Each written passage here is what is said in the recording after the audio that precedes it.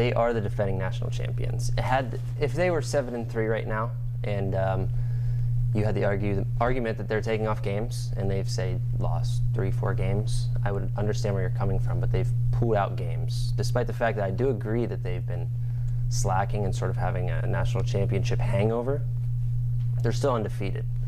And, TCU, your fourth team, they just won by 4 points against Kansas. Jameis Winston has been more than a disappointment this year.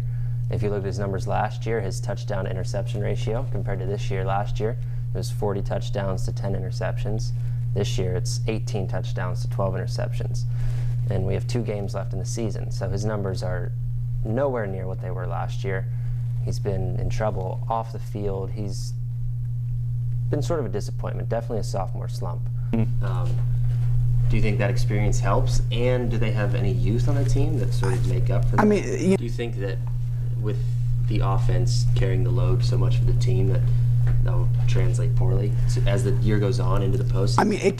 Good evening, folks. I'm Dan Swank with your weekly sportscast. The seasons are changing, and that can only mean one thing for basketball fans. Their time has arrived. The Westminster College men's season is underway, and they traveled to Marietta this past Saturday. Despite a team-high 17 points from freshman Deontay Scott, the Titans lost by a score of 87-69. With the loss, Westminster drops to 2-4 overall. They travel to Penn State Altoona tonight. Tip-off is at 6 p.m. The Westminster Titan football team's offensive attack is taking on a whole new approach this season. What is the new method, you may ask? It's putting the ball in the hands of their young guys. Last season, the Titans started 0 freshmen on the offensive side of the ball. This season, they're starting 5.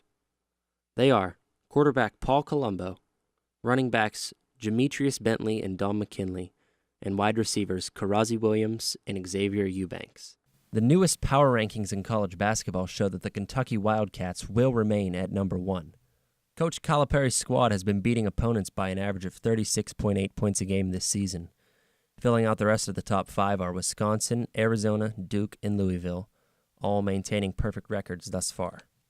If you thought that the Ray Rice elevator footage and news surfacing about Adrian Peterson abusing his son was enough, well, apparently it's not. The NFL's domestic violence issue continues to whirl out of control. The Carolina Panthers have announced that they will be placing defensive end Greg Hardy on the inactive list for the team's home opener today against the Lions. This announcement comes just 2 days after head coach Ron Rivera stated that Hardy would be starting in this game. Hardy was found guilty of assaulting and threatening his ex-girlfriend in July. In pro football news, the hometown Pittsburgh Steelers suffered an embarrassing loss at home against the New Orleans Saints yesterday. The Saints came in with a record of 4-7, and being that they are a quote-unquote dome team, one would figure that the Steelers could beat them at home in the cold weather. The results turned out in New Orleans' favor, though, with a convincing 35-32 victory. In a showdown of elite quarterbacks, Aaron Rodgers and the Green Bay Packers topped Tom Brady's New England Patriots 26-21. On Sunday Night Football, Peyton Manning and the Denver Broncos improved to 9-3 as they toppled division rival Kansas City on the road by a score of 29-16. With another weekly sportscast, I'm Dan Swank. Thanks for tuning in. And welcome back to this edition of Titan Town Sports. So Dan, very busy week of football this week, huh? Absolutely. So what was going on this week? The Westminster Titans took on Carnegie Mellon in a pack matchup. Let's head to Pittsburgh, Pennsylvania to check out the action. Carnegie Mellon fires back as running back Zach Cree avoids defenders and bursts into the end zone. Colombo again drops back and looks for the Titans' very own Terrence Afontis Levine, who takes it untouched into the end zone for a Titans score. Carnegie Mellon here with time running out. The quarterback evades defenders and is eventually brought down by Darren Donikowski, but there's a face mask on the play, allowing Carnegie Mellon one more play with no time left. And on that play, a 50-yard field goal is good, allowing Carnegie Mellon to win the game. The Titans are speechless as they fall to 0-5 on the season. Again, Sherrick on the next possession takes it up the right side of the field for his second touchdown. This will become a habit, as we see here. Sherrick rushes up the right side of the field for his third touchdown of the ball game. The game now 21-0. Closing the second half, Sherrick runs easily into the end zone.